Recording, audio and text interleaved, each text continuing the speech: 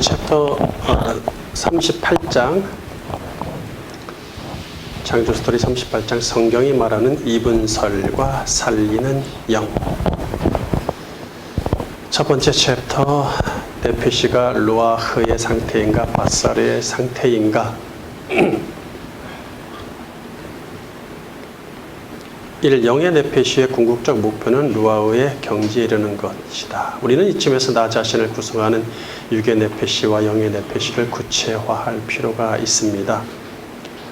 동물의 네페시는 항상 땅을 향하지만 사람의 네페시는 항상 하늘을 향해야 합니다. 사람은 육의 네페시와 영의 네페시가 충분히 기능을 발휘할 때 온전히 내적 활동이 가능하며 비로소 하늘을 향할 수 있습니다. 이건 지난 시간에 어느 정도 한 것이라서 그냥 읽고 넘어갈게요. 반면 영의 네페시가 죽어서 그 기능을 상실하면 그에겐 육의 네페시만 있으니 반쪽짜리 내적 활동밖에 할 수 없습니다. 아담의 타락 이후에 죄를 가지고 태어나는 모든 사람은 영의 네페시가 죽어 있기에 스스로 하늘을 향할 수 없죠. 하나님의 영이 그 사람에게 들어오셔야만 영의 네페시가 기능을 발휘하고 하늘을 향하여 하나님과 교제할 수가 있어요. 사사기 6장 34절 여호와의 영이 기드온에게 임하시니 기드온이 나팔을 불매 아비에셀이 그의 뒤를 따라 부름을 받으니라. 사사기 13장 24절 그 여인이 아들을 낳음에 그의 이름을 삼손이라 하니라. 그 아이가 자라매 여호와께서 그에게 복을 주시더니 소라와 에스다울 사이 마하네단에서 여호와의 영이 그를 움직이기 시작하셨더라.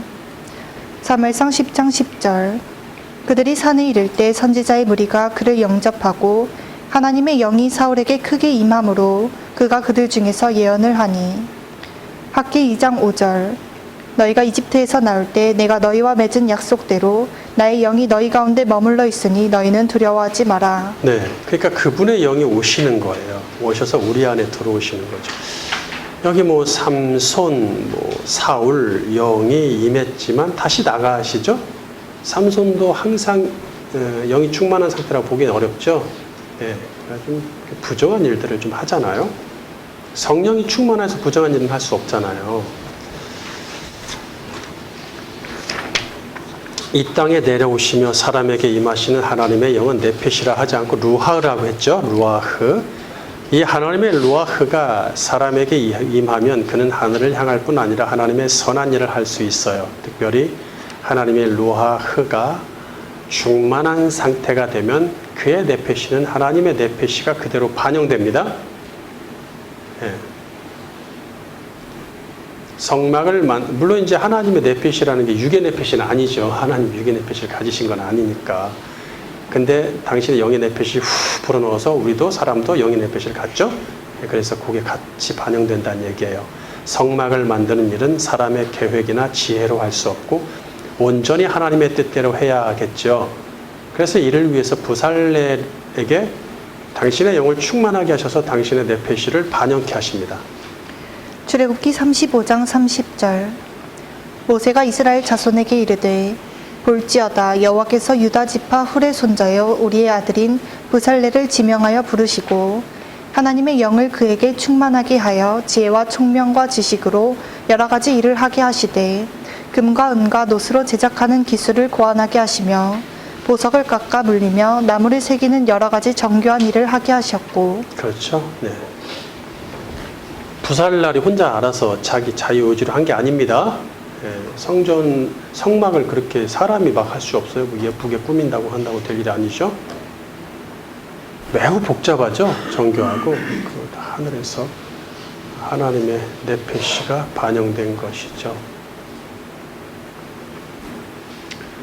다윗은 메시아의 모형으로 중대한 하나님의 사역을 수행해야 하기에 당신의 영을 강하게 넣어주시죠. 사무엘상 16장 13절 바른 성경 사무엘이 기름불을 취하여 그의 형제들 가운데서 그에게 기름을 부으니 그날부터 여호와의 영이 다윗에게 강하게 임했다. 네, 여기 강하게 임한다는 말이 있죠. 여호와의 루아흐가 다윗에게 강하게 임했다. 원어로 찰라흐입니다. 찰라흐.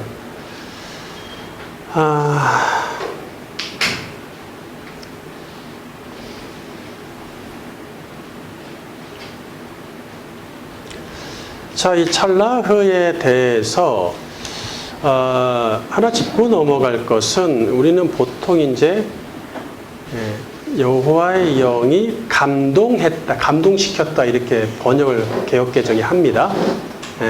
크게 감동시켰다 뭐 이런 식으로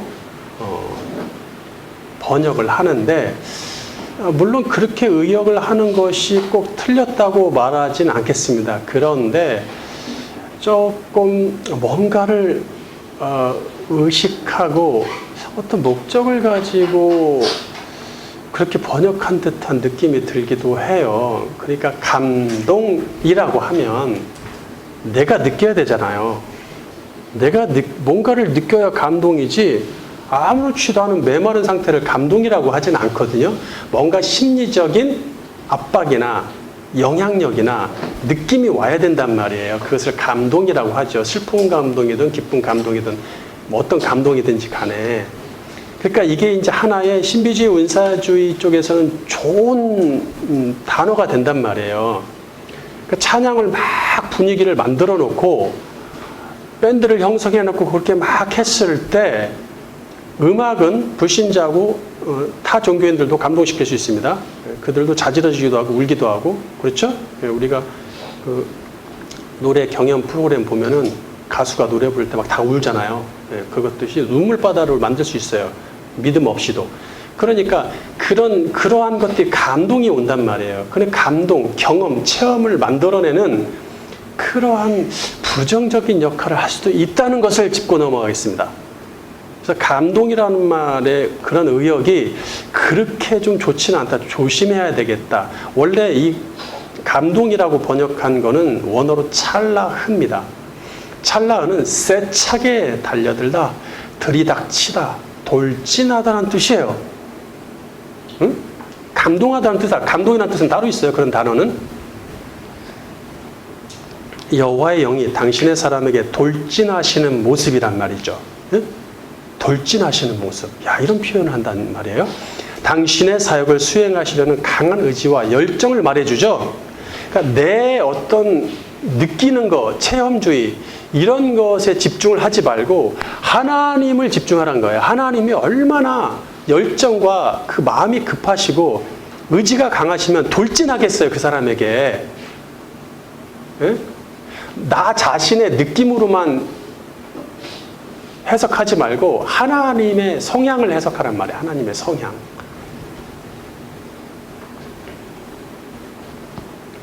그러니까 성경들이 얼마나 어떠한 사적인 의도를 하고 있는지가 보이지 않나요? 여호와의 영이 당신의 사람들에게 돌진하시는 모습은 당신의 사역을 수행하시려는 강한 의지와 열정을 말해줍니다.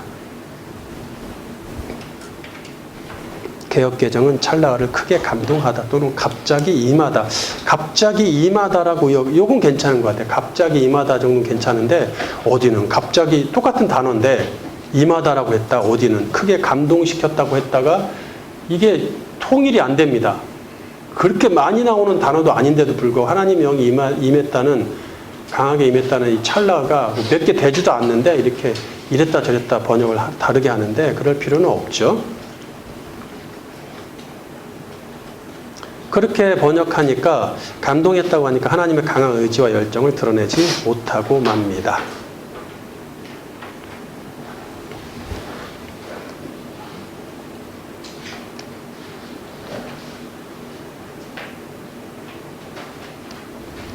이처럼 하나님의 영이 충만한 사람의 영의 네페시는 루아흐의 경지에 이릅니다. 네페시의 궁극적인 목표는 루아흐가 되는 것입니다. 이 상태는 하나님으로부터 오는 영적 자원을 충만히 받으면서 그분과 교제하니 마치 하나님의 르와흐와 같은 상태죠. 하나님의 영에 충만한 다윗과 욥은 자신의 영혼을 루아흐라 칭하며 구원을 간구합니다. 두 사람은 육의 네페시의 극한 고통 중에 있죠. 그들은 물론 그 영의 네페시도 극한 고통을 받겠죠. 육이 극한 고통에 있으면 둘은 연결되어 있다고 그랬죠? 유기적으로. 네. 그들은 자기에게 하나님의 영이 임재했고 자기 영의 네페시가 루아흐의 경지에 있음에도 불구하고 그런 경험을 했죠. 여전히 고난을 겪고 있으니까 혼란스럽습니다. 욥이 하나님이 자랑할 정도니까 사탄한테, 그러니까 당신의 영을 많이 부어주셨잖아요. 그러니까 욥이 아이고 하나님이 뭔 주셨으니까 그렇지, 뭔가를 주고 뭐 이렇게 돌봐주셨으니까 욥이 그렇게 의롭지, 그거 다 뺏어가 보십시오. 소용없습니다. 이렇게 얘기를 하죠. 하나님은 그래도 자신 있게 말씀하시죠. 그분의 영이 있는 한 절대 범죄할 일이 없죠. 하나님이 지켜주시는 거죠. 욥이 자기 의지로 대단하다고 보시면 안 됩니다.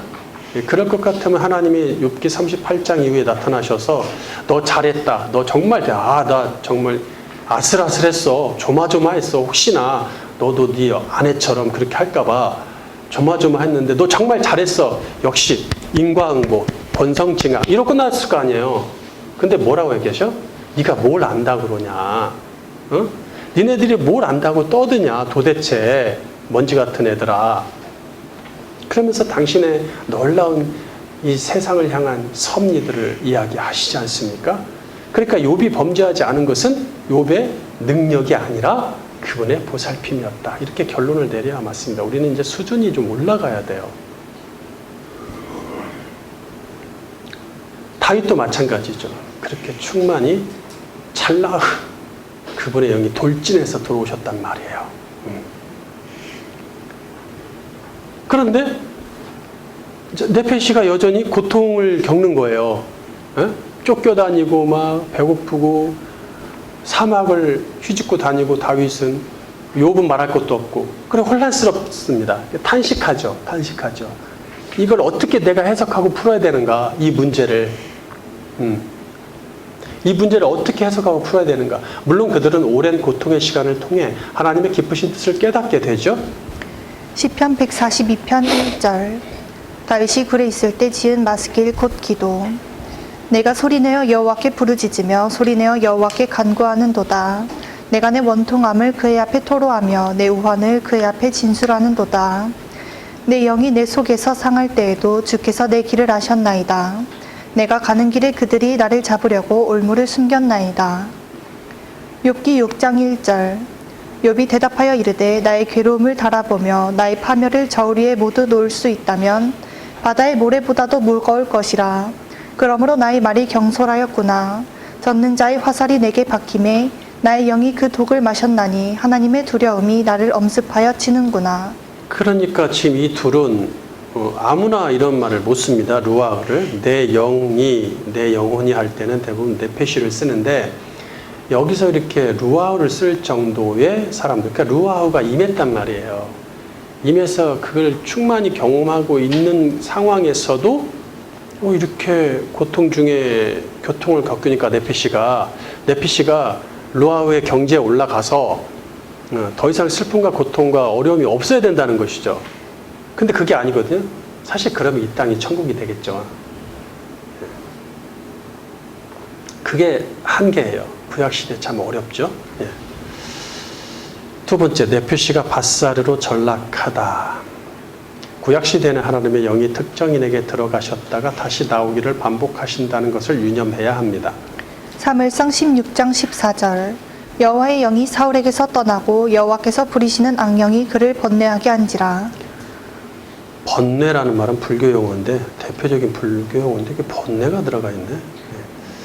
구약 시대에는 영의 네페시가 기능 발휘를 제대로 못하니 육의 네페시로만 가지고 반쪽짜리 내적 활동을 할 수밖에 없단 말이죠. 이는 하나님과의 교제가 끊어진 것이니 대부분 사람에게서 하나님의 영이 아주 떠나시게 만듭니다.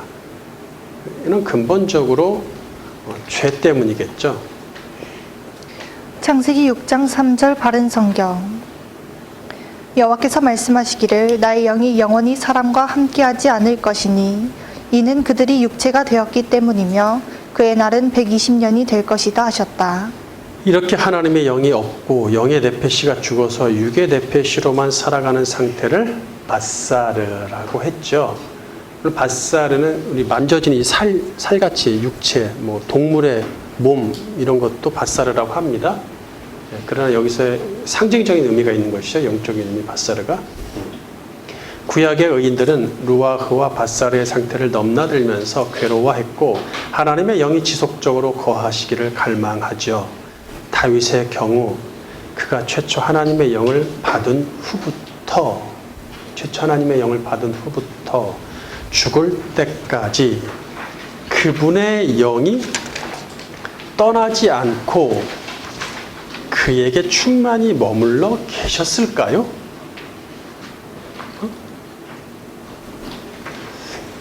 적어도 밧세바를 범하고 우리아를 죽이는 악을 행할 때는 하나님의 영이 그에게 계셨다고 보기 어렵겠죠. 이게 말이 됩니까? 어렵겠죠. 이미 그는 초심을 잃고 하나님의 영이 떠난 상태였어요. 그가 그 궁궐에 우람한 그 제국이죠. 다윗이 제국을 만들었죠. 제국의 궁전에 마천루에서 딱 뒷짐지고 이제 전쟁에 더 이상 나가지 않고 뿌듯해하고 있을 때, 제국을 보며 뿌듯해하고 있을 때 이미 그분의 영이 함께 있었다고 보기 어렵죠. 초심을 잃고 있었죠. 물론 그가 악을 행한 후에 그분의 영이 두 번 다시 들어오시지 않았다고 보진 않습니다. 그렇게 보진 않아요. 악을 행한 이후에도 그는 메시아와 교제하고 메시아 시대에 관한 많은 시를 써야 했기에 그분의 영이 다시 들어오셨다고 보지만 꼭 그렇다고 볼 수도 없는, 매우 좀 나중에 물어봐야겠죠. 천국 가서. 사무엘하 23장 1절. 이는 다윗의 마지막 말이라. 이새의 아들 다윗이 말하며 높이 세워진 자 야곱의 하나님께로부터 기름 부음 받은 자 이스라엘의 노래 잘하는 자가 말하노라. 여호와의 영이 나를 통하여 말씀하시며 그의 말씀이 내 혀에 있도다. 네. 그러니까 여호와 영이 말씀하신다는 거 보니까 들어와 계시죠. 마지막 이 말을 할 때는 성령 충만을 경험했던 사람들은 그 영이 떠날 때 하나님의 부재를 느끼며 괴로워합니다. 시편에 적지 않은 한탄시가 바사르 상태로 전락하지 않으려는 심정으로 하나님을 갈망하며 썼던 시죠. 시편 42편 1절. 고라 자손의 마스길 인도자를 따라 부르는 노래. 하나님이여 사슴이 시냇물을 찾기에 갈급한 같이 내 영혼이 주를 찾기에 갈급하니이다. 내 영혼이 하나님 곧 살아계시는 하나님을 갈망하나니 내가 어느 때 나아가서 하나님의 얼굴을 배울까. 사람들이 종일 내게 하는 말이 내 하나님이 어디 있느뇨 하오니 내 눈물이 쥐하로 내 음식이 되었도다. 물론 여기에 있는 네페시를 내 자신이, 내 자아가, 내 전인격이 이렇게 번역을 한다고 해도 꼭 틀렸다고 말할 수는 없어요. 그러나 그 영의 네페시와 육의 네페시의 합작품, 거기서 나오는 내적 활동이 하나님을 찾는다, 자유의지죠? 그러니까 하나님을 찾는다라는 것은 당연하지만 이렇게 하나님과 관계된, 하나님과 교제에 관한 이 이야기, 그분을 갈망하는 이야기의 네페시를 육의 네페시로 보기는 어렵거든요. 그렇게 보려고 안 해요. 그래서 영혼이라고 번역을 합니다. 그러니까 내 육이 하나님, 그 살아계신 하나님을 갈망하고 내 육이 주를 찾게 이렇게 번역하긴 조금 그렇다는 생각이 드는 거죠. 그래서 저는 그냥 차라리 내 네페시가 이렇게 원어를 그대로 썼으면 좋겠어요. 참 어렵죠. 이처럼 구약시대의 영의 네페시가 루아흐의 경지에 이르는 경우는 매우 희귀했고 특정인에게만 해당되는 일이었습니다. 죄가 해결되는 메시아 시대에나 하나님의 루아흐가 우리에게 아주 거하시니 그분의 루아흐를 풍성히 누리며 비로소 우리도 진정한 루아흐의 경지에 이룰 수 있죠. 이사야 32장 15절. 마침내 위에서부터 영을 우리에게 부어주시리니 광야가 아름다운 밭이 되며 아름다운 밭을 숲으로 여기게 되리라. 에스겔 36장 26절. 또 새 영을 너희 속에 두고 새 마음을 너희에게 주되 너희 육신에서 굳은 마음을 제거하고 부드러운 마음을 줄 것이며 또 내 영을 너희 속에 두어 너희로 내 율례를 행하게 하리니 너희가 내 규례를 지켜 행할지라. 네.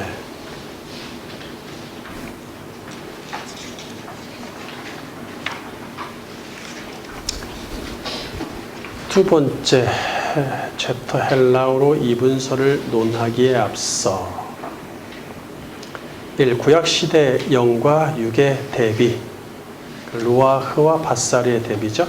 창조주는 당신의 뜻을 실현하기 위해 이 세상에 사람, 즉 네페시들을 창조하셨어요. 그리고 사람의 네페시는 영의 네페시와 육의 네페시로 구성하셨고, 정리를 다시 해볼게요. 육의 네페시는 눈에 보이는 우리 몸으로서 활동하는 기능을 하고, 영의 네페시는 눈에 보이지 않으나 영적인 일을 판단하고 하나님과 소통하는 기능을 합니다. 아담이 금지된 나무의 열매를 먹고 영의 네페시가 죽었죠. 그래서 모든 인류는 죄를 가지고 태어나니 영의 네페시가 죽은 상태로 살아가죠. 죽은 영의 네페시는 그 기능을 발휘하지 못해서 하나님과의 소통이 끊어집니다. 구약시대에 하나님은 당신의 사람들과 교제하시기 위해 또 당신의 구속사를 실행하시기 위해 찾아오셔서 당신의 루아흐 영을 주시죠. 여호와의 영이 임하면 그는 영의 네페시가 일시적으로 살아나 그 기능을 발휘합니다. 여호와의 하나님의 영으로 충만하면 그 사람의 네페시가 루아흐의 경지에 이르죠. 그는 하나님과 교제하여 영의 에너지를 얻으며 하나님이 원하시는 선을 행합니다. 물론 죄가 온전히 해결되지 않은 구약 시대에는 지속적인 루아흐의 경지를 유지하기 어렵습니다. 네페시의 궁극적인 목표는 루아흐가 되는 것이라고 했어요. 자, 정리를 좀 쭉 하는 거예요, 지금. 반면 하늘로부터 육이 되어 영의 네페시가 죽은 상태인 사람은 육체만 살아 숨쉴 뿐 동물과 다를 바가 없어서 바사르, 육으로 전락합니다. 그는 하나님과 점점 멀어지면서 계속 악을 창출합니다. 루아흐는 구원의 대상이지만 바사르는 심판의 대상입니다. 그러므로 루아흐와 바사르는 서로 정반대의 개념이죠. 자, 애굽 군사력의 근원은 병거와 마병을 이끄는 말들이었기에 이 말이 얼마나 그 당시에 중요했는지 아시죠? 예, 그냥 오늘날 전쟁은 미사일로 가늠이 되지만 전쟁의 승패, 국력, 그 당시에는 말입니다. 그래서 심지어는 왕의 규례에 보면 말을 너무 많이 갖지 마라. 말의 나라 하면 애굽, 이집트. 말이 최첨단의 말에 대한 군사력이 발전한 나라죠. 그래서 이집트가 그렇게 제국을 형성했다 오랫동안 그렇게 보고 있을 정도란 말이에요. 그래 애굽의 군사력의 근원은 병거와 마병을 이끄는 말들이었기에 주변 민족들은 애굽의 말들을 신성시했으며, 그러니까 뭘 좀 하려면 애굽에서 말을 사갖고 와야지 무슨 싸움이 되지. 걸어다니면서 무슨 싸움 하겠어요. 말 타고 다니면서 해야지. 됩니까 그게? 심지어 말들이 루아흐를 가졌다고 생각합니다. 야, 저 정도의 제국을 형성한 신의 사랑을 받은 나라, 거기에 근본 핵심 저력이 말한테 있는데 그 말은 아마 신이 들어가 있을 거야. 이스라엘은 그 말을 부러워하며 하나님보다 애굽을 의지하죠. 이사야 31장 1절. 도움을 구하러 애굽으로 내려가는 자들은 화 있을진저. 그들은 말을 의지하며 병거의 많음과 마병의 심히 강함을 의지하고 이스라엘의 거룩하신 이를 앙모하지 아니하며 여호와를 구하지 아니하나니. 애굽은 사람이요 신이 아니며 그들의 말들은 육체요 영이 아니라.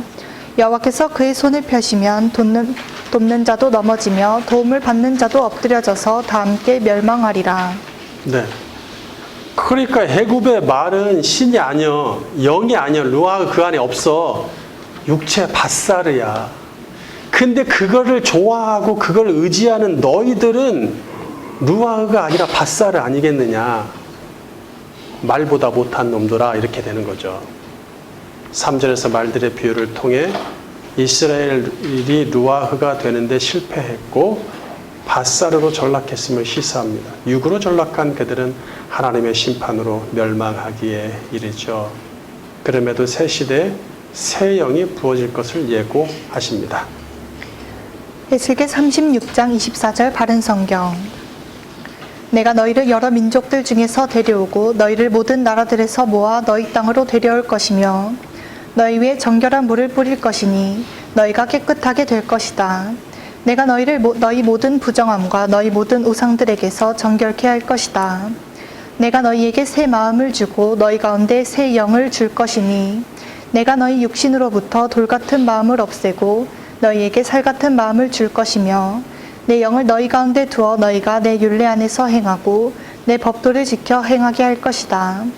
너희는 내가 너희 조상들에게 준 땅에 살면서 내 백성이 되고 나는 너희 하나님이 될 것이다. 예, 이게 아주 구약의 핵심 주제며 과제며 예언의 중심에 있죠. 자, 여기에 26절을 보셔야 될 것 같아요. 여기 1번 새 영이 있고 27절에 2번 내 영이 있는데 둘을 구분해야 됩니다. 자, 이 영의 구분은 다음 시간에 신약을 볼 때도 마찬가지예요. 이 영의 구분을 하셔야 돼요. 새 영은 우리 영이고 내 영은 하나님 말씀하시고 있죠. 내 영은 하나님의 영이죠. 그러니까 하늘로부터 임하는 그분의 영과 내 안에 있는 내 영을 구별해야 되는 거예요. 이제는 뭐냐면은 새 시대에는 그 영을 받아서 내가 살아나면 내가 루아흐의 상태가 되는 거야. 아예 루아흐거든. 그런데 푸뉴마가 되겠지만 헬라어로. 그렇기 때문에 내 영이 있단 말이에요. 자, 조금 미리 말하자면 이게 얼마나 중요하냐면 이 영을 모두 성령으로 그분의 영으로 다 바꿔버려요. 특히 바른 성경이 그런 실수를 하는데 다 바꿔버리면 어떻게 되는 거예요?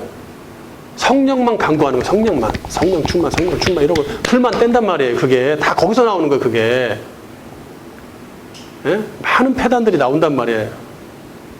오라가라 성령 신사동 운동 마찬가지고 다 거기서 나온 폐단들입니다. 그러니까 이 영이 뭐냐면 내가 이미 영이 돼버린 거예요. 그래서 푸뉴마 루아우의 경지가 되는 것이 아니라 내가 푸뉴마기 때문에 이제 나에게 맡겨진 거예요. 내 자유의지에 단 2가지의 의지가 생긴 거예요. 자, 그걸 바울이 설명할 거예요. 이제 다음 시간에. 그러니까 이것을 구별하셔야 돼요. 바울이 일부러 미묘하게 어떠한 차이를 두면서 구별하고 있거든요.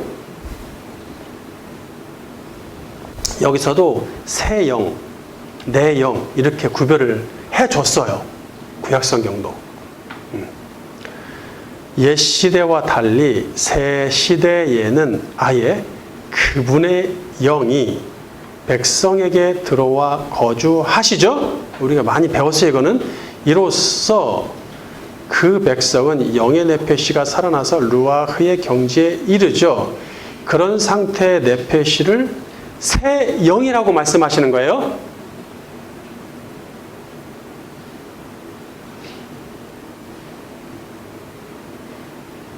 이거는 우리 영. 그러니까 이것을 그렇다고 옛 시대의 영은 낡은 영, 새 시대의 영은 새로운 영이라는 뜻이 아니라 형식이 바뀌는 거예요. 패러다임 시프트, 전환되는 거예요. 예. 형식이 새로워졌다는 뜻이죠. 옛 시대, 뭐냐면 옛 시대에 그분의 영을 받은 사람은 루아흐가 되지만 다시 그분의 영이 떠나심으로써 바사르가 될 수도 있죠. 반면 새 시대에는, 신약 시대에는 그분의 영이 사람 가운데 아주 사신다는 거예요. 아주 정착해서 집지고 사시고 떠나지 않으심으로 지속적인 루아흐의 경지에 머물게 됩니다. 이는 루아흐의 경지에 이르렀다가 다시 바사르로 전락하기를 반복하는 형식이 아니에요. 이건 옛날 형식이었다면 지속적 루아흐의 경지에 머물기에 그의 네페시는 아주 루아흐가 된 것입니다. 아주. 이처럼 루아흐가 되는 형식이 옛 시대에 비해 새롭기 때문에 다른 형식, 방식이기 때문에 새 영이란 명칭을 쓰신다는 얘기예요. 아니, 이걸 만약에 하나님의 영이라고 하면 하나님의 영은 새 영도 있고 헛 영도 있어요? 말이 안 되잖아요. 하나님의 영은 항상 새로우시죠. 그러니까 그 영을 얘기하는 게 아니다. 이해를 하셨으면 좋겠습니다. 이는 루아흐의 경지에 이르렀다. 돌같이 굳은 마음은 육체로 전락한 상태로서 심판을 자아내겠죠.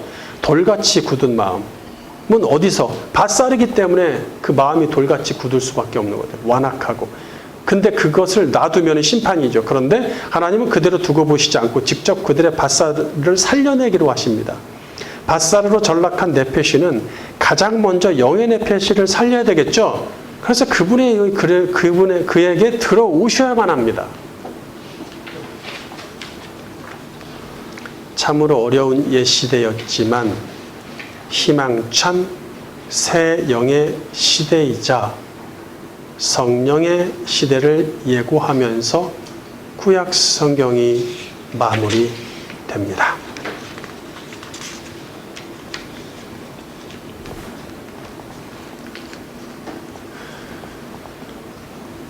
이 정도까지만 여러분 알면 오늘은 성공하신 거예요. 완전히 요거까지만 좀 이해를 하셔야 좋을 것 같아요. 두 번째, 푸시케 폭넓은 개념. 구약 시대에는 인간의 구성 요소가 영혼과 육체라는 사실을 이분설 의심의 여지 없이 수용했습니다. 신약 시대에는 상황이 많이 달라져요. 예수님의 제자를 비롯한 그리스도인은 제국의 언어인 헬라어를 사용하고 헬라 문화가 지배하는 세상에서 살아갑니다. 제도권 유대교는 신약을 받아들이지 않죠. 그리스도와 신약을 받아들이지 않으니까 그리스도인에게 있어서 유대 문화와 유대 신학은 점점 거리가 멀어질 수밖에 없죠. 게다가 신약 성경이 헬라어로 쓰이므로 모든 신학을 헬라어로 정립해야만 했습니다. 이제는 유대인만의 복음이 아니에요. 전 세계의 복음이고 그것은 1차적으로 당시의 전 세계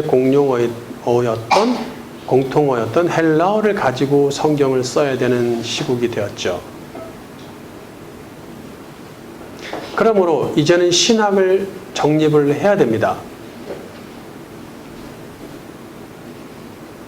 그렇지 않으면 각 나라의 문화와 상황화가 너무 심해져서 각 나라의 문화에 치이고 언어에 치이고 이러면은 이제 복음이 변질될 수도 있다는 얘기예요.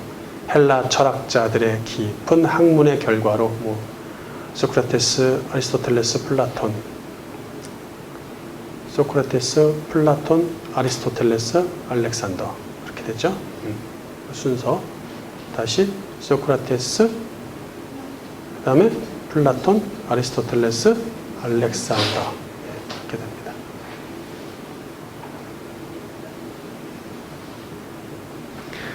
헬라 철학자들의 깊은 학문의 결과로 헬라어는 학문의 전 분야를 비롯해 정치와 종교까지 세세히 논할 수 있는 수준으로 발전합니다.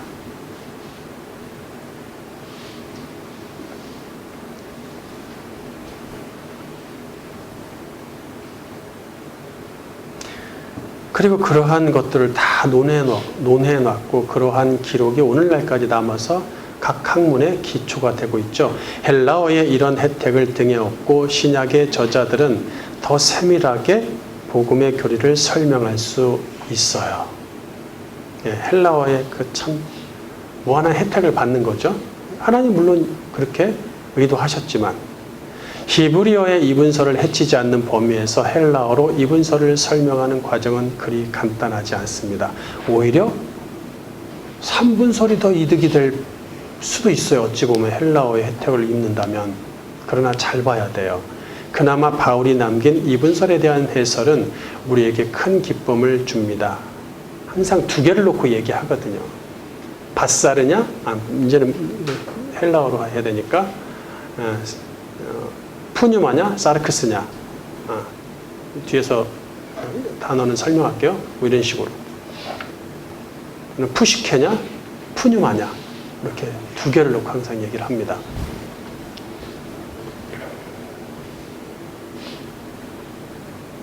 헬라어로 된 신약 성경은 이분설에 대해 구약 성경보다 세밀하게 이야기할 뿐 아니라 더 발전적인 개념을 선사합니다. 예. 선물이죠. 선물과 같죠.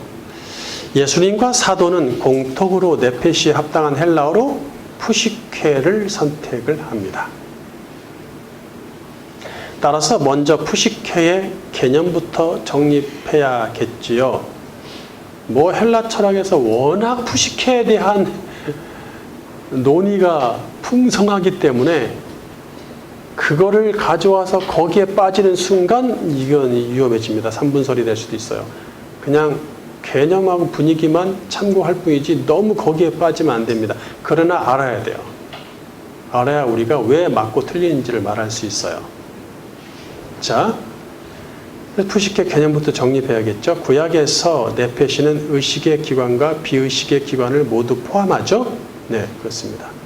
영의 네페시, 육의 네페시. 우리의 그것이 합작을 이루어서 합동작전을 통해서 모든 내적 활동이 나오죠. 그러니까 의식의 기관, 무의식의 기관 다 포함합니다. 다 네페시가 하는 일이에요. 혼이 하는 일이 아닙니다. 네페시가 하는 일입니다. 의식의 기관이란 사람이 의식하고 통제할 수 있는 기관을 말하고, 그러니까 내가 팔을 움직이고 뭘 느끼고 아파 꼬집으면 내가 어디를 가고 오고 말하고 이거 다 의식하는 기관이죠. 그렇죠? 근데 무의식의 기관도 있단 말이에요. 그렇죠? 무의식의 기관. 나도 모르지만 내가 꿈을 꾸면 그게 내가 의식하고 꿈을 꾸는 겁니까? 내 꿈속에서도 내가 막 마음대로 하죠? 못하죠? 그렇게 하는 게 아니죠. 무의식의 예를 들어서 대표적으로 그런 기관이 있고, 하나님 주신 영의 네페시가 하나님과 소통하는 그런 것을 우리가 의식적으로 우리가 물리적으로 그것을 설명할 수 있느냐, 이런 어려운 문제가 있어요. 그런 게 어렵거든요. 그렇게 얘기하기가. 그래서 의식, 무의식이란 말을 쓴단 말이에요. 그러나 그것이 다 네페시가 하는 일이다. 그 다음에 비의식의 기관이란 사람이 의식할 수 없고 통제할 수 없는 기관을 말합니다. 헬라 철학은 좀 달라요. 헬라 철학은 푸시케가 의식의 기관입니다. 그러니까 무의식의 기관을 갖고 논하려고 하질 않아요. 가능하면 의식의 기관으로. 그래서 푸시케는 세 가지 영역을 포함하는데, 첫째 영역은 생명의 푸시케로서 비인격적 생명 그 자체. 생명이 눈에 보입니까? 안 보이죠? 둘째 영역은 인격의 푸시케로서 사람의 내적 부분으로서 인격입니다.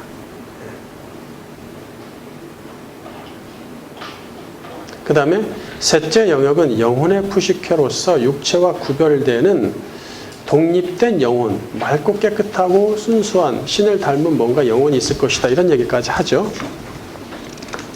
이것을 다 구체화시킨단 말이에요. 헬라 철학에서는. 헬라 문화에서 육은 하등의 천한 존재이므로 천시하고 버릴 것으로 다루면서 금욕주의를 추구하죠. 물론 이제 아리스토텔레스와 플라톤이 여기에선 차이를 보입니다. 의견의 차이를 보이죠. 아리스토텔레스는 가능하면은 이런 것들을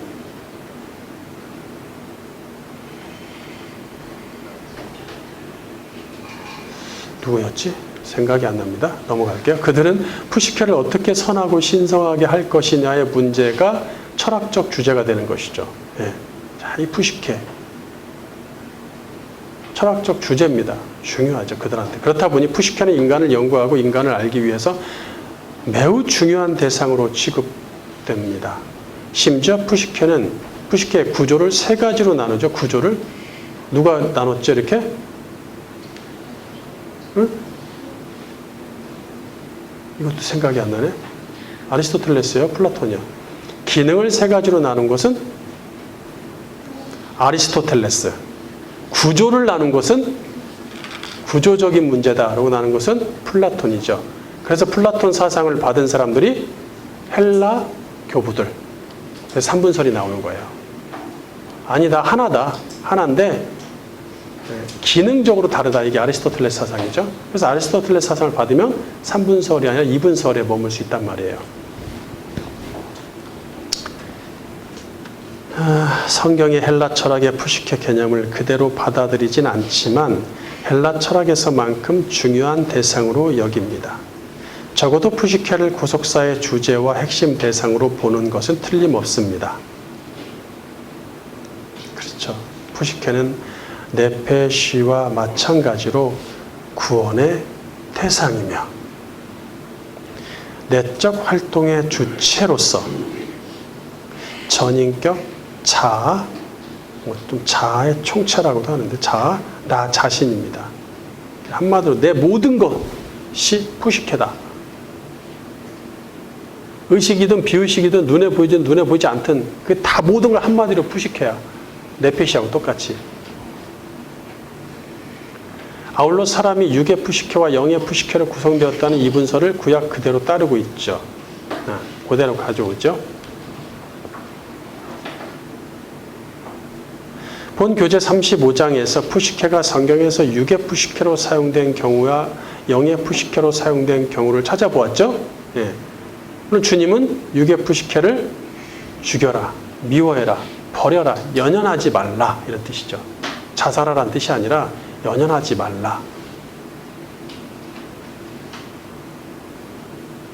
하나님이 알아서 네가 뭐 불로초를 많이 먹는다고 해서 몸 생각한다고 해서 오래 사는 것도 아니고 주일 하느라고 몸 돌보지 않았다고 해서 금방 병들어 죽는 것도 아니고 하나님이 알아서 다 하신다. 육의 네페시 연연하지 마라. 그래서 그분이 육의 네페시를 버리잖아요. 그런데 네페시와 마찬가지로 푸시케도 영이나 육으로 번역하기 곤란한 경우가 있단 말이에요. 딱 잘라서 얘기하기가 곤란할 때 이는 영의 푸시케와 육의 푸시케 합작품인 내적 활동으로서 전인격, 자아, 나 자신을 의미하기 때문에 그래요. 그래서 뭐 생각, 사상, 뜻, 의지 뭐 이렇게 다양 마음, 특히 마음으로 많이 번역을 하려고 하는데 푸시케를 그렇게 너무 한정적인 것 같아요. 개역개정은. 마가복음 14장 34절 말씀하시되 내 마음이 심히 고민하여 죽게 되었으니 너희는 여기 머물러 깨어있으라 하시고 요한복음 10장 24절 유대인들이 애워싸고 이르되 당신이 언제까지나 우리 마음을 의혹하게 하려 하나이까 그리스도이면 밝히 말씀하소서 하니 골로새서 3장 23절 무슨 일을 하든지 마음을 다하여 죽게 하듯 하고 사람에게 하듯 하지 말라. 그러니까 사실 내적 활동인 마음, 생각, 뜻 뭐 이런 거 이것을 의미하는 전문적인 용어가 따로 있으니 까르디아 마음이라고 할 때 많이 쓰죠. 누스 마음, 생각, 누스. 그다음에 프로네마, 엔듀메시스, 생각. 이런 단어들이 있단 말이에요. 근데 위 구절에서 그런 단어를 써도 문제가 될 것 같진 않지만 애써 푸시케라는 단어를 쓰는 것이 그냥 아무 생각 없이 썼다 이렇게 보시면 안 된다는 얘기예요. 푸시케는 단순히 마음보다도 그 사람 자신의 전인격 또는 조금 더 전심을 다하다. 우리 하면 좀 느낌이 오죠. 우리나라 사람들한테는 전심을 다하여. 그럼 내 모든 걸 다한다는 뜻이잖아요. 전심이란 말.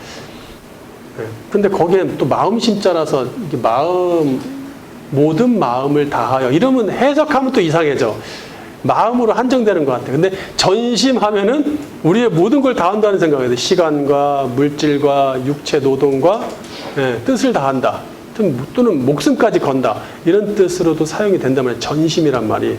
전심이란 말을 쓰고 싶은데 어쨌든 또는 내 자신 자체. 주님이 내 자신이 고민해서 죽게 됐으니까 이렇게 해도 괜찮다는 것이.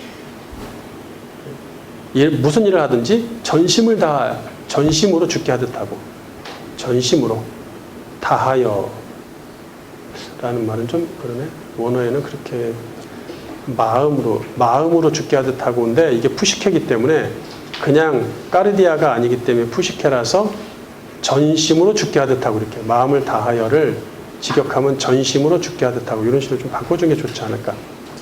자, 삼분설 지지자들은 이 푸시케를 혼으로 번역해서 혼을 다하여 이러면서 혼에다가 다 집어넣죠. 인간 구성 요소에서의 혼에 푸시케를 추가했단 말이에요. 그죠? 혼의 네페시를 추가한 것처럼 혼의 푸시케를 추가하죠. 이로써 영의 푸시케와 육의 푸시케를 등한시하는 결과를 낳습니다.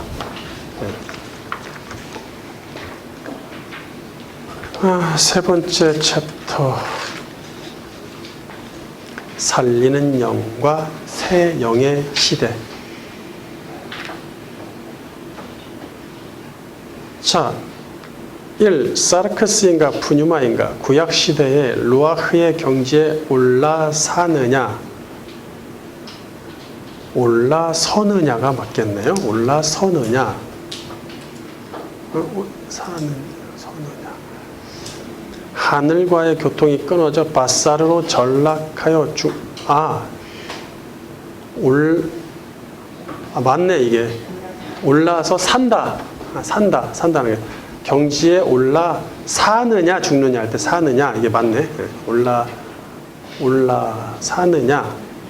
하늘과의 교통이 끊어져 바사르로 전락하여 죽느냐 사느냐 죽느냐가 관건이었습니다. 이 루아흐는 헬라어로 바꾸면 푸뉴마이고 바사르는 헬라어로 바꾸면 사르크스입니다.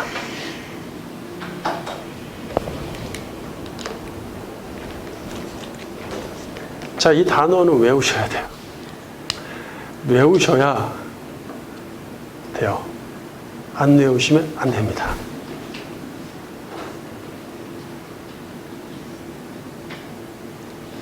구약시대에 육의 네페시에 머물러 있는 사람은 그냥 바사르인 육의 사람이지만 영의 네페시가 기능을 발휘하는 사람은 루아흐를 가진 영의 사람이었죠. 이렇게 말할 수 있었어요. 마찬가지로 신약시대에도 육의 몸은 육의 푸시케로 머물러 있는 상태. 그 다음에 이것을 사르크스, 그냥 고깃덩어리인 육이라고 말한다는 얘기예요. 짐승과 다름이 없다. 반면 영의 몸이 있어요. 영의 몸은 영의 푸시케가 구원받아 거듭난 상태인데 이것을 푸뉴마, 영이라고 말을 해요. 푸뉴마.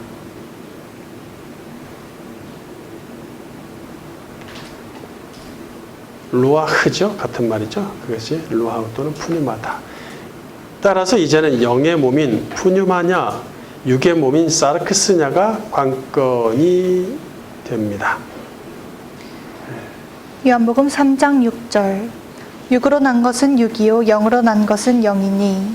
좀 어렵긴 해도 일단은 예수님한테 누가 찾아왔어요? 니코데모. 오늘날 치면 서울대학교 교수 정도 되겠죠. 단과대 학장 정도 되시는 분이 찾아오셨어요. 그러니 어마어마하죠? 쟁쟁한 분이 왔으니 주님이 좀 어렵게 하시네. 이런 이제 헬라 철학에서 중요시하는 그런 푸뉴마, 사르크스 이런 단어들을 갖고 얘기를 하십니다. 육으로 난 것은 육이요 영으로 난 것은 영이니. 그러니까 육으로 머물러 있지 말고 영이 돼야 된다는 얘기를 하시는 거죠. 그렇게 하려면 어떻게 되는 거예요? 거듭나야 된다. 하늘로부터 다시 태어나야 된다는 얘기야. 뭐가? 물과 성령으로, 물세례와 성령 세례로. 이 얘기가 니고데모한테 한 핵심 메시지죠. 우리 그리스도의 생애에서 충분히 배웠습니다. 그게 이 뜻이에요. 자, 구약 시대에 죽은 영의 네페시를 살리는 일이 구원 사역이었던 것처럼 신약 시대에도 죽은 영의 푸시케지 이제 푸시케로 바뀌죠. 푸시케를 살리는 일이 구원 사역입니다. 이를 위해 예수님이 푸시케를 입고 이 땅에 임하십니다. 우리는 영의 양식이며 물론 이제 주님이 입으신 그 푸시케가 주님도 사람의 몸으로 오셨으니까 영의 푸시케, 육의 푸시케를 갖고 오시겠죠. 사람이 영의 푸시케와 육의 푸시케로 구성되니까 그대로 오셔야 되니까요. 네? 맞아요? 네. 그게 아니라고 주장하면 이제 새로운 이런 영지주의나 다른 데서 주장하는 많은 이단들이 나타났잖아요. 네. 그분은 하나님 자체시다. 인간이 아니었다. 라고 얘기한다든지, 그분은 그냥 인간이었어 라고만 얘기한다든지, 한쪽으로 치우친단 말이에요. 그분이 인성만 있어, 또는 그분이 신성만 있어, 이렇게 주장하는 이단들이 나와요. 예, 신성과 인성을 동시에 취하셨다. 왜? 영의 네페시, 육의 네페시를 가졌기 때문에 그렇습니다. 그런데 그걸로 끝나지 않으시죠. 그분은 다르시죠. 그분이 사역을 시작하시자 어떤 일이 벌어져요? 하나님의 영이 루아우가 직접 충만해서 루아우 상태로 계시는 거죠. 푸니마. 자, 근데 그분이 푸시케를 입고 이 땅에 오셨어요. 그러니까 더 심하게 얘기하면 뭐예요? 사르크스를 입고 오신 거예요. 하나님이신 그분이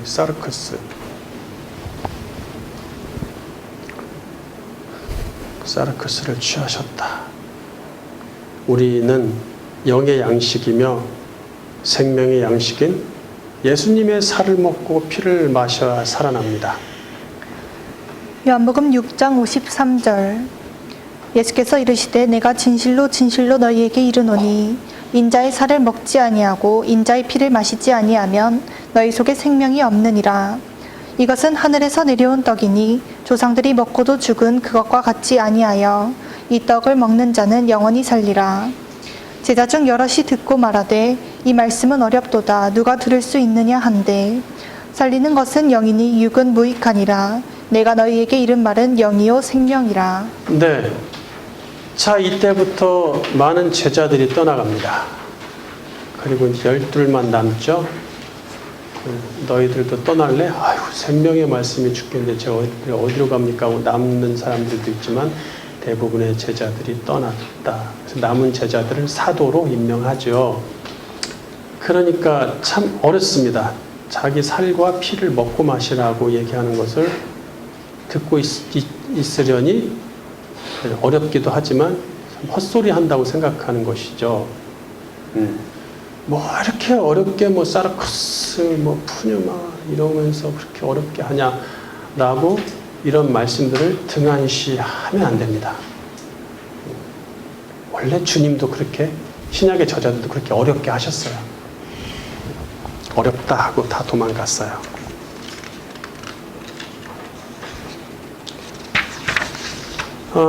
지금 이건 오병이어 기적 때 떡을 주실 때 있었던 이야기죠. 육의 떡만 먹으려고 하는 이들한테 그 떡 그거 아무것도 아니다. 영의 떡을 좀 먹어라. 나를 좀 먹어라. 나. 위의 가르침은 영적 가르침이기에 아무나 받을 수 없고 깨달을 수도 없으니 오직 은혜 입은 자들과 선택된 자들만 됩니다. 그러니까 또 매주 성찬식을 해야 된다고 성찬식을 하는 교회가 있어요. 성찬식을 자주 안 하는 교회를 정죄하면서 우리는 성찬식을 매주 한다고. 주님이 당신의 살과 피를 먹고 마시라고 하지 않았냐. 이게 지금 떡 먹고 포도주 마시는 걸 자주 하라는 소리입니까? 그거 성찬식 자주 하면 우리가 생명을 얻습니까? 그거는 상징이에요. 심볼. 예? 그러면 매일 세 끼를 다 그렇게 하셨어야지, 제자들하고. 그리고 그걸 다 기록하셨어야지, 그렇게 중요하면. 언제 했어? 딱 한 번. 딱 한 번 했어요, 딱 한 번, 주님. 근데 뭘 그거를 막 매주 하면서 그 난리를 치면서 나중엔 그냥 재료값이 많이 나가니까 동전보다 얇게 또 떡을 펴가지고 만들어가지고 또 하고 막 이렇게 하다 나중에는 이제 그거를 포도주에 담궈서 한 번에 주죠. 두 번에 나눠주려니까 그것도 힘들어가지고. 왜 그렇게 하는지 모르겠어요. 그렇게 할 필요 없습니다. 나를 기억하라. 그것을 해야만 기억하는 것이 아닙니다. 주님이 3년 만에 한 번 하신 것처럼 우리도 기억을 하면 되는 것입니다. 네. 자.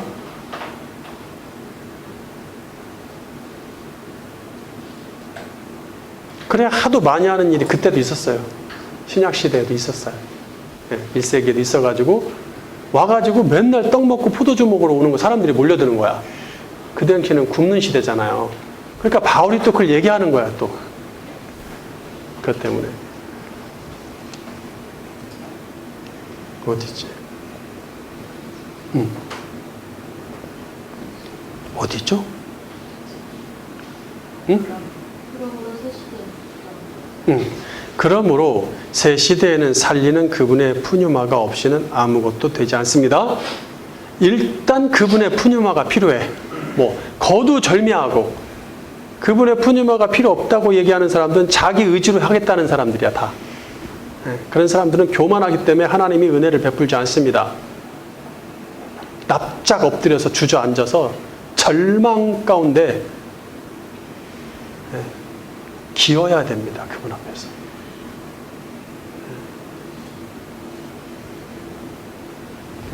구원의 시작이면서 핵심은 선지자들이 예언한 대로 그분의 영이 오시는 것입니다.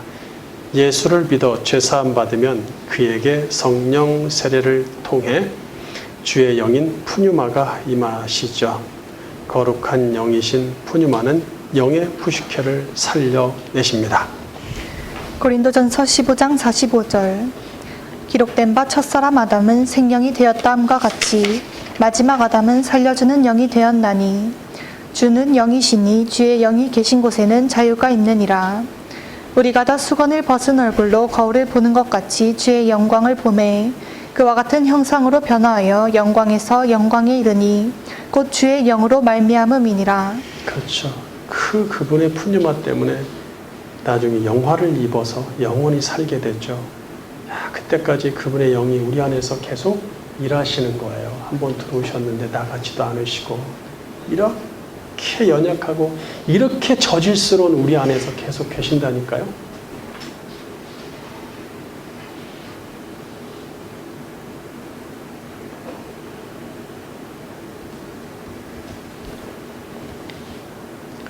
살려주는 마지막 아담, 둘째 아담이자 마지막 아담. 그분의 푸뉴마는 살리는 푸뉴마입니다.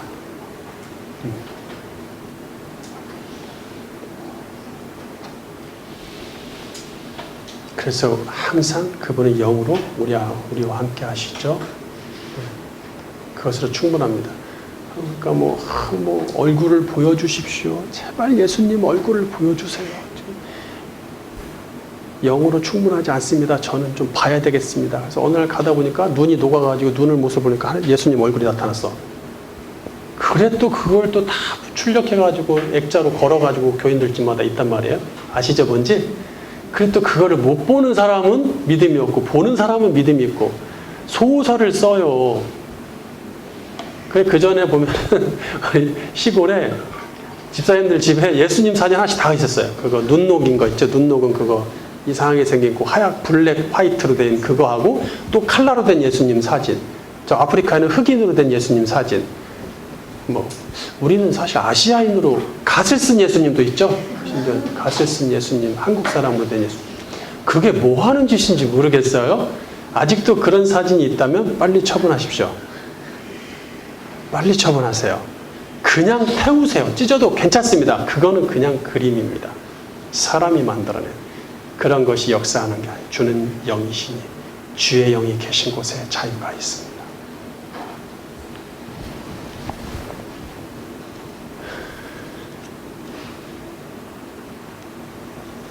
두 번째, 살리는 그리스도의 영. 영의 부식회가 살아난 사람을 거듭났다고 말하면 이때부터 육의 푸시케와 영의 푸시케가 연합하여 그분의 나라와 그분의 의를 위해 살아갑니다. 그분의 푸시케가 우리를 살렸단 말이야. 그분의 푸뉴마가 살렸단 말이에요. 그래서 우리는 이제 영의 푸시케도 작용을 할 수 있어요. 기능을 충분히 발휘합니다. 육의 푸시케와 영의 푸시케, 네페시도 마찬가지였던 것처럼 둘이 합작을 해서 우리가 신앙생활하고 살고 먹고 자고 앉고 일어나고 모든 걸 다 합니다. 모든 걸 다 해요. 생각하고 눈에 보이지 않는 생각부터 시작해서 뜻, 요거부터 시작해서 눈에 보이는 움직임까지 다 합니다. 살아난 네페시로. 나누시면 안 돼요.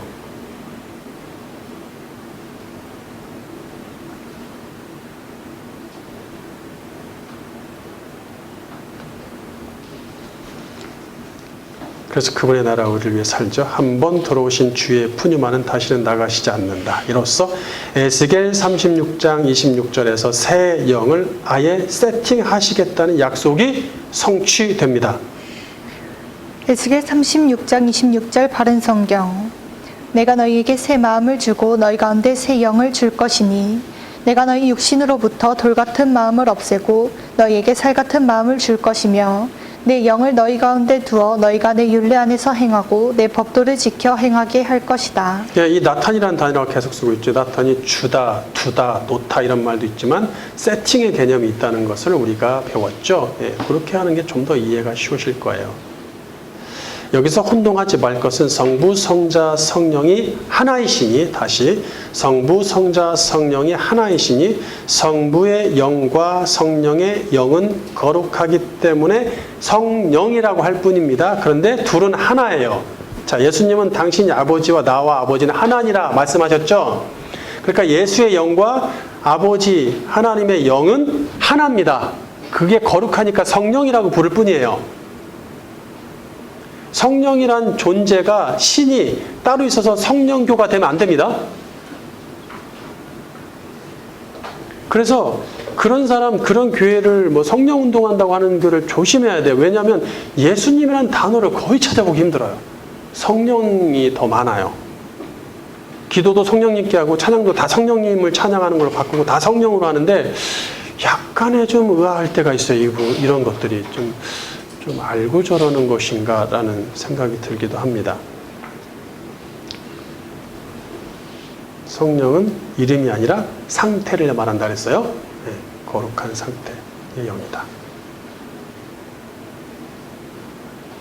삼위 하나님의 거룩한 영, 성령이죠. 한문으로 거룩한 영을 설명하는 관점에 따라 때론 하나님의 영으로, 때론 그리스도의 영으로 설명을 하는 거예요. 네. 이제 옛시대에 그토록 갈망했던 루아흐의 경지에 오른 것입니다. 옛시대에는 율법을 통해 의롭게 되는 피나는 노력과 행위를 통해서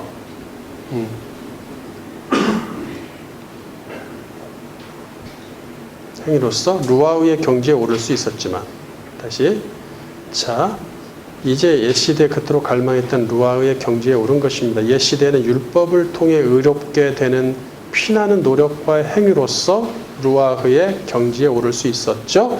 그렇지만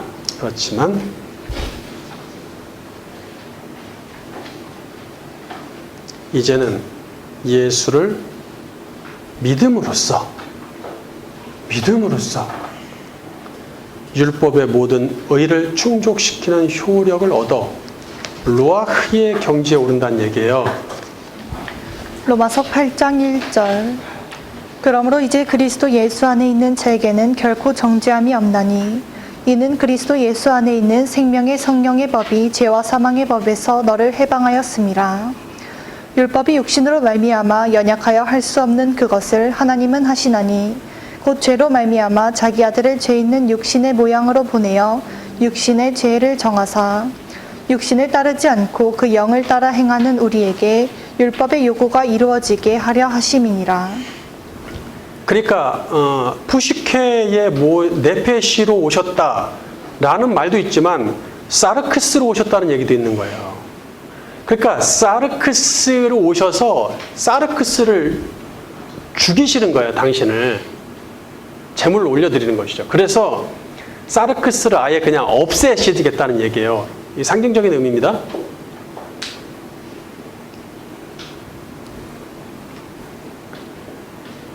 여기서 율법의 요구가 이루어지게 하려 하시면 이루어지게는 조금 약한 느낌이 드는데 플레로입니다. 원어로 플레로인데 가득 채우다, 충만하다, 온전히 성취되다. 우리가 예언이 성취되다고 할 때도 이 플레로를 쓰죠.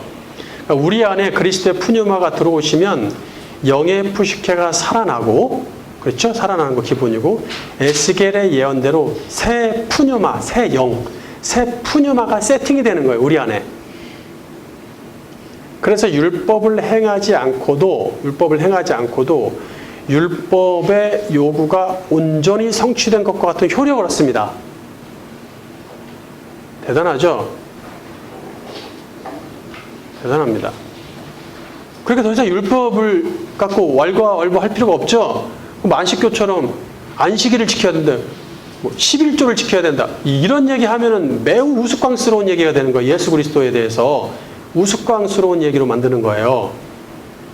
그 정신은 가져올 수 있지만 그 행위를 얘기했을 때는 바울이 제발 그 절기 이런 거, 율법 이런 거, 그런 거 따지지 말라.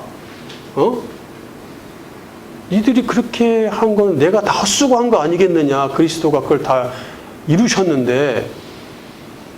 그래서 그분의 그 율법의 본체이신 그분이 오셔가지고 그분이 우리를 살리시 우리 안에 들어와 계시는데 아직도 그런 것 갖고 얘기하고 있느냐. 그분이 들어오시면 새 영이 세팅된 우리는 그냥 율법을 다 이룬 거예요. 우리가 행한 거나 똑같습니다. 그런 효력을 얻습니다. 결론, 새 시대는 루아흐의 경지, 즉 푸뉴마의 경지 정도가 아니라 아예 푸뉴마가 세팅되는 거예요. 지금은 은혜의 때이며 새 영의 시대입니다. 새 푸뉴마를 받은 사람은 아예 푸뉴마가 된 것이죠. 그런 뭔가 뭐예요? 바뀌지 않는다는 얘기, 이게 중요한 거예요. 바뀌지 않는다. 되돌리지 않는다. 구원이 취소되지 않는다. 이런 얘기죠.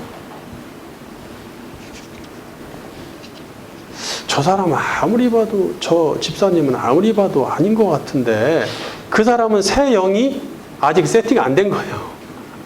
거듭난 적이 없는 사람입니다. 이제 우리 안에는 육의 푸시케와 영의 푸시케가 왕성하게 활동하고 있으니 이 둘이 협력하여 선을 이루어내야 합니다. 물론 문제는 있지만 그 적용은 다음 시간에 해야 될 것 같아요. 방대하니까. 여기까지만 우리가 알아도 참 성공한 것입니다. 어떤 선택을 하느냐에 따라 사르크스를 따르는 육의 사람이 될 수도 있고 푸뉴마를 따르는 영의 사람이 될 수도 있다는 얘기죠. 로마서 8장 5절. 육신을 따르는 자는 육신의 일을, 영을 따르는 자는 영의 일을 생각하나니 육신의 생각은 사망이요 영의 생각은 생명과 평안이니라. 예, 이 로마서 8장은 다음 시간에 전체를 다 다뤄야 될 거예요. 고린도전서 2장과 함께 이분서를 설명하는 장입니다. 로마서 8장하고 고린도전서 2장이 이분서를 설명하니까 다음 시간에 그 두 개를 다 해석할 거예요. 오늘은 그냥 맛배기로만 올려놨어요. 자, 이렇게 내가 무엇을 선택하냐에 따라 사르크스를 따르는 육의 사람이 될 수도 있고 푸뉴마를 따르는 영의 사람이 될 수도 있다는 얘기예요. 왜? 아직도 우리는 육을 입고 있으니까. 육의 푸시케를 입고 있기 때문에 그래요. 물론 내 안에 주님은 우리를 돕는 보혜사 성령이시니 우리를 위해 간구하실 뿐 아니라 돕는 동행으로 일하십니다. 나의 자유의지와 성령이 함께 주관하여 내적 활동이 왕성하니, 자유의지 100%, 성령 100%라 그랬어요. 네, 함께 협력하여 내적 활동이 왕성하니 말씀과 기도와 찬양으로 우리를 매일 다스리지 않는다면 사르크스로 전락하게 될 수 있다는 얘기예요. 반면 이 은혜의 방편들을 최고로 활용하여, 은혜의 방편이 뭐예요? 말성기라고 하죠. 말씀, 성례, 기도라고 하는데 찬양도 저는 넣고 싶어요. 물론 기본적으로는 말씀기, 말씀, 성례, 성찬이 맞습니다만 우리의 개혁주의 교리로는 그 안에 음률이 있는 기도가 찬양이다 이러니까 사실 그 안에 다 들어가겠지만 이러한 은혜의 방편들을 최고로 활용하여 생명과 평안을 얻는다는 얘기예요. 내 안에 주님을 근심케 하지 않고 온전히 은혜의 방편들을 향해 정진하여 참 평안과 참 생명과 평안을 누리기를 주님의 이름으로 축원합니다.